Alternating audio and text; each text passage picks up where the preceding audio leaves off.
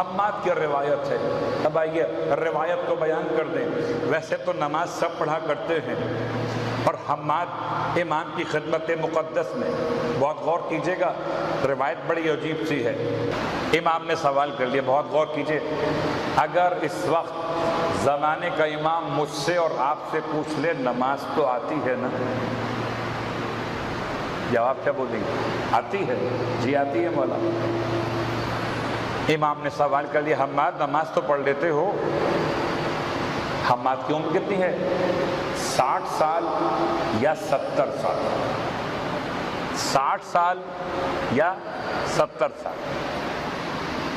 امام نے فرمایا، حماد ذرا 2 رکعت نماز پڑھ کے دکھاؤ تو نماز کیسی پڑھتے ہو؟ کیوں کہ ثقافت اہل بیت، بہت غور کیجئے گا، ہمارا عنوان کیا بن رہا ہے کہ باقی تمام 4 ائمہ کے ماننے والوں کی کوئی ثقافت نہیں ہے، اس کی جو سمجھ میں آ گیا وہ پڑھ رہا ہے، جس کی جو سمجھ میں آ رہا ہے وہ انجام دے رہا ہے۔ صرف مکتب آل محمد کی ثقافت ہی ثقافت ختمی مرتبت ہے۔ اس لیے امام علیہ السلام نے حماد سے ارشاد فرمایا، 2 رکعت نماز پڑھ کر دکھائیے۔ اب نماز کیسی پڑھتے؟ بڑا مشکل ہے استاد کے سامنے، استاد الاساتیز کے سامنے، اور کسی عالم کے سامنے، کسی عالم کے سامنے، کسی مرجع کے سامنے، کسی ولی خدا کے سامنے اور حجت خدا کے سامنے۔ داؤد رقی کا بیان ہے کہ امام فرماتے ہیں، ہر جمعرات کو تمہارے اعمال ہمارے سامنے پیش کیے جاتے ہیں۔ یہ بات یاد رہے کہ جمعرات کا دن سمجھانے کے لیے ہے، ورنہ کون سا دن ہو، کون سی رات ہو جب عمل ہو اور شاہد اعمال آل محمد نہ ہو؟ کیسے ہو سکتا؟ لیکن سمجھانے کے لیے کہ داؤد ہر جمعرات کے دن تمہارے اعمال ہمارے سامنے پیش کیے جاتے ہیں، اور تم نے جو فلاں کام کیا تھا، اپنی چچی کے ساتھ نیکی کی تھی، اور ہم نے تمہارے اعمال میں مشاہدہ کیا۔ حماد تم نماز پڑھ کے بتاؤ۔ حماد کہتے، میں نے 2 رکعت نماز پڑھی۔ بہت غور کیجئے گا، ایسی روایت آپ کو ملے گی مولا متقیان علی ابن ابی طالب علیہ السلام کے حوالے سے۔ اللہم صلی علی محمد یا علی، معاف کیجئے گا، بہت سے مسائل ہوتے، ایک شرم و حیا۔ بھلا دین میں سیکھنے کے عنوان میں اطاعت خدا میں کیسی شرم و حیا؟ اگر اطاعت خدا میں ریش ہے تو شرم و حیا کیسی؟ کوئی مذاق اڑاتا ہے تو اڑائے، وہ اطاعت خدا کا مذاق اڑاتا ہے۔ بھلا اگر مجھ سے کہا گیا کہ زور سے نماز پڑھو تو شرم و حیا کیسی؟ کچھ لوگ ملتے جو کہتے ہیں کہ نماز تو پڑھ رہے ہیں مگر زور سے نہیں پڑھیں گے۔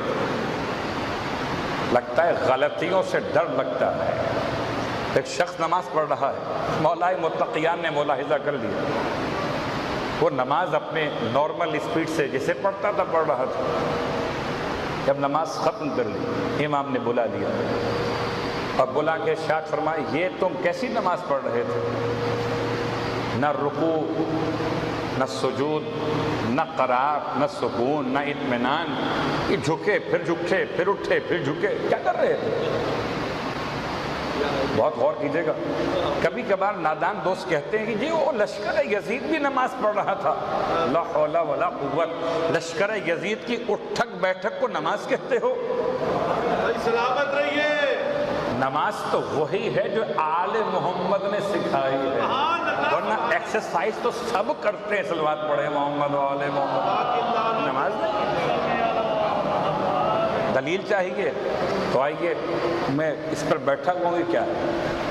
ممبر ہے، مجھے بتائیے اسی شکل کا، اسی طرح کا ایک وجود تھا مسجد بنو امیہ دمشق میں۔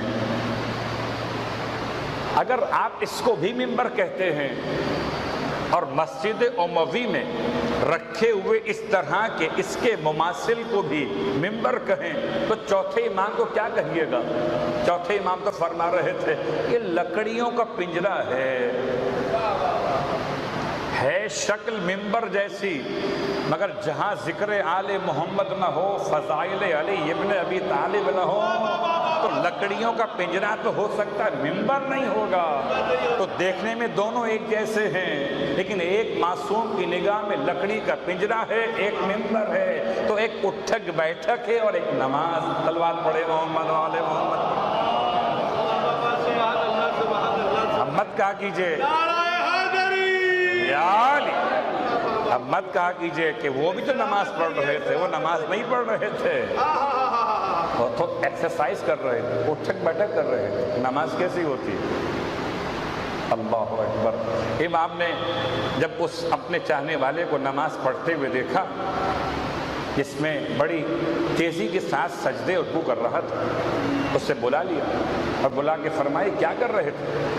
مولا نماز پڑھ رہا تھا۔ اچھا نماز پڑھ رہے تھے، ایسی نماز پڑھتے ہو؟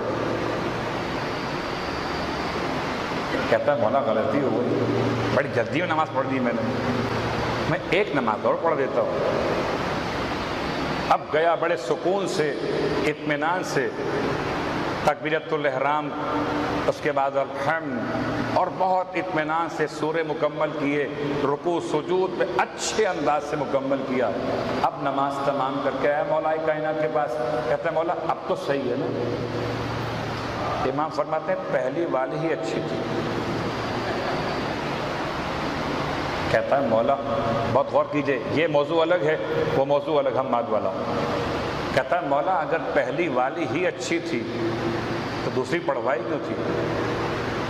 تو امام نے تو نہیں کہا تھا پڑھنے کے لیے، یہ تو خود گلٹی فیل کرتے ہوئے جب امام کو کیا کہے، لاؤ ایک اچھی نماز پڑھ لیتے۔ پوچھتا ہے مولا سبب بیان کیجئے۔ فرمایا پہلی نماز میں نیت خدا کے لیے تھی، ارکان میں نقص تھا، دوسرے میں ارکان تو کامل کیے تھے مگر نیت ہمیں دکھانے کے لیے تھی۔ یہ موضوع الگ ہے، لیکن اگر کبھی مدرسے میں استاد کہے کہ بیٹا نماز پڑھ کے دکھاؤ، تو یہ نماز اللہ کے لیے والی نماز نہیں ہوگی، یہ تو اپنے استاد کو اپنا جو طریقہ یاد کیا وہ سبق سنانے کے عنوان میں ہوگی۔ تو حماد سے امام فرما رہے حماد نماز پڑھ کے دکھاؤ، 70 سال ہو گئے، روایت کے جیسے الفاظ اردو میں ترجمہ کیے وہ بیان کر رہا ہوں، پڑھ کے دکھاؤ نماز۔ حماد کھڑے ہو گئے، 2 رکعت نماز پڑھی۔ جیسے آپ کو اندازہ ہے کہ ایک ہاتھ کہاں جا رہا ہے اور ایک ہاتھ کہاں جا رہا ہے، رکوع کیا ہے تو آدھا حصہ کمر کا جھکا ہوا ہے، آدھا اٹھا ہوا ہے، جیسے اونٹ کی کوہان ہوتی ہے۔ بات واضح ہو رہی ہے؟ نماز پوری کرو۔ امام نے ارشاد فرمایا استاد کو حق ہے ڈانٹنے کا، یاد رکھیے گا، اور اگر استاد اپنے شاگرد کو نہ ڈانٹے تو شاگرد صحیح کیسے ہو؟ امام نے حماد سے ارشاد فرمایا حماد ایسی نماز پڑھتے ہو؟ کہتا مولا پھر آپ بتائیے کہ میری نماز میں کہاں کوتاہیاں ہیں؟ پھر امام کھڑے ہوئے۔ اب یہ نماز بھی امام حماد کو سمجھانے کے لیے، لیکن اس میں کوئی شک نہیں کہ جیسے اول محمد نماز پڑھتے تھے، صلو کما رأیتمونی اصلی، سب کو فرماتے تھے کہ مجھے دیکھو اور میری نماز سے اپنی نماز سیکھتے جاؤ، تو خدا کے رسول کی نیت اللہ کے لیے ہوتی تھی، عمل کی اتباع امت کے لیے دعوت عمل صالح ہوا کرتی تھی۔ یہ نہیں کہہ سکتے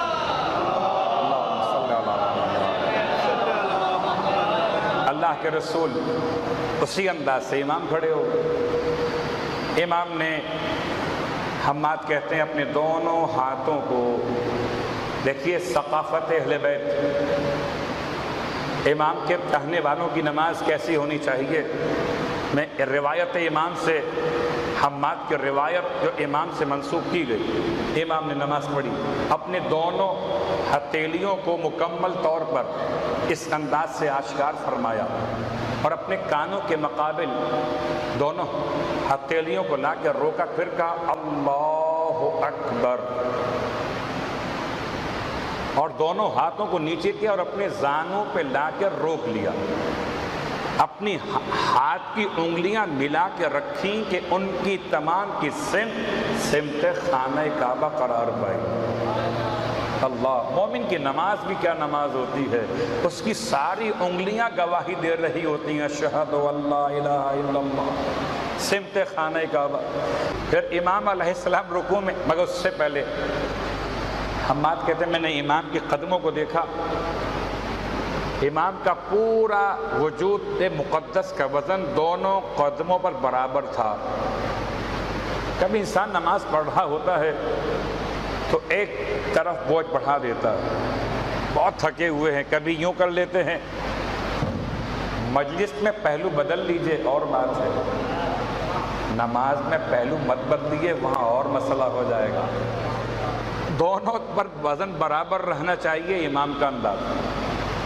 پھر امام کے قدم ہائے مقدس کے درمیان جو فاصلہ تھا، پہلی بات تو یہ کہ عام طور پر بعض صاحبان ایمان جب نماز میں قدم رکھتے ذرا سا رائٹ اور لیفٹ ہو جاتے ہیں، پاؤں ایسے کھڑے ہوتے، امام ایسے کھڑے ہوئے کہ آپ کے قدم مبارک کی ساری انگشت مبارک جانب سمت خانہ کعبہ اور درمیان میں آپ کے قدموں 3 کھلی ہوئی انگلیوں کا فاصلہ۔ حماد کہتے ہیں میں دیکھ رہا تھا امام نماز پڑھ رہے تھے، امام رکوع کی حالت میں گئے، میں نے دیکھا کہ امام نے اپنے گھٹنوں پر زور دیا اور پیچھے کی طرف اپنے وجود کو کر لیا اور کمر کو اتنا سیدھا کیا کہ اگر کوئی شے امام کی مقدس کمر پر رکھ بھی دی جائے تو گرے گی نہیں۔ ثقافت آل محمد، بہت غور کیجئے گا کہ ایک تو وہ روا روی کی عبادت جو آپ کر رہے ہیں، بس ٹھیک ہے خدا قبول کرنے والا ہے، ذرا جائیے، عید کا مہینہ تھا، درزی نے کپڑا سی دیا، سلائی ٹیڑھی میڑھی ہو گئی، پہن لیجئے، کیوں نہیں پہنتے؟ کہیں تم نے کیا سی دیا ہے؟ بھائی کپڑا ہی تو سیا ہے، پہن تو لوگے، چاہے مثل بوری کے کیوں نہ ہو۔ اللہ اکبر، آپ غصہ کریں گے، تمہیں طریقہ نہیں ہے، تہذیب نہیں ہے، یہ سلائی سیدھی آنی چاہیے تھی، ٹیڑھی ہو گئی ہے۔ اگر سلائی پر لباس میں عیب ہو جائے تو نماز میں اگر انسان کا وجود مناسب نہ ہو تو کیسے حسین ہو؟ یہ حسین کے ماننے والوں کی نماز، صلوات پڑھے محمد و آل محمد۔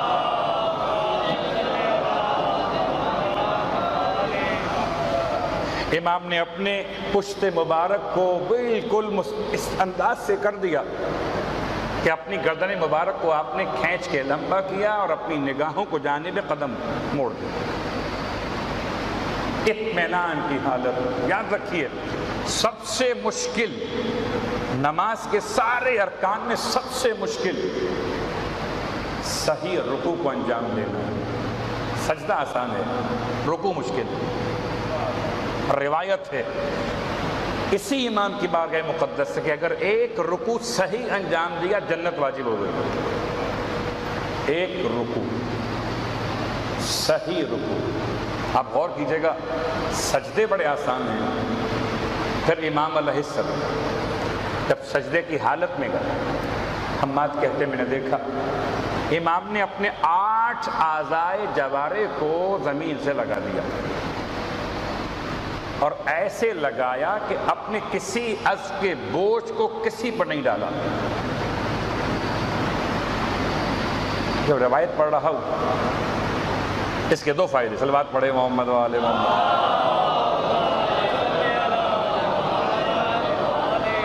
ذکر امام بھی ہو رہا ہے۔ اگر میں حماد کی جگہ ہوں، میں آپ کی بات نہیں کرتا، اگر میں حماد کی جگہ ہوتا اور میری نماز میں کوتاہیاں یقیناً حماد سے زیادہ ہوتی تو امام کے سامنے کیسے سوچتا اور دیکھتا، ایک ایک بات کو نوٹ کر رہا ہوتا۔ حجت خدا کی نماز کیسی ہے، پھر بندہ خدا کی نماز کیسی ہونی چاہیے۔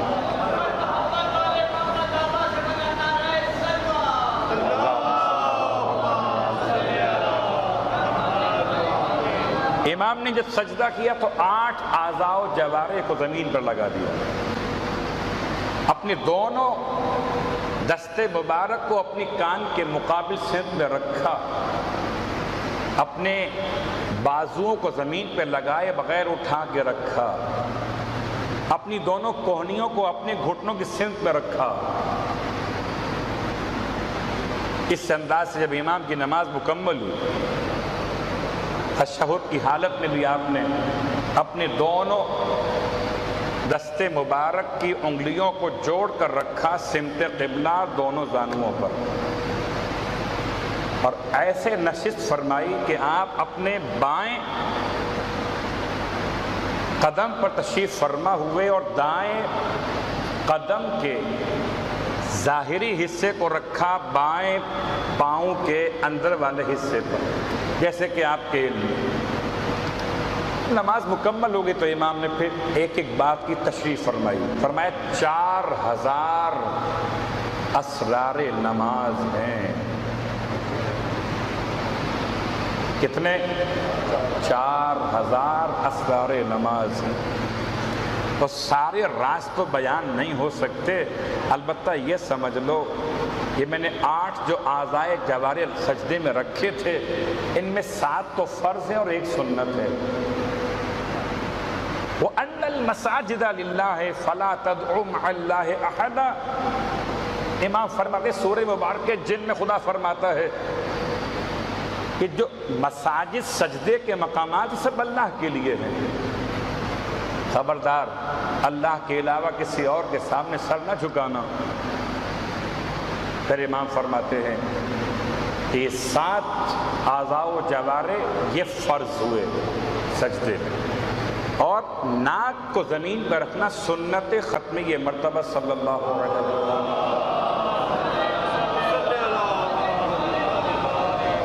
اب میں آپ سے پوچھتا ہوں، جائیے 4 ائمہ کے ماننے والوں کو دیکھیے اور پھر اپنی نماز دیکھیے۔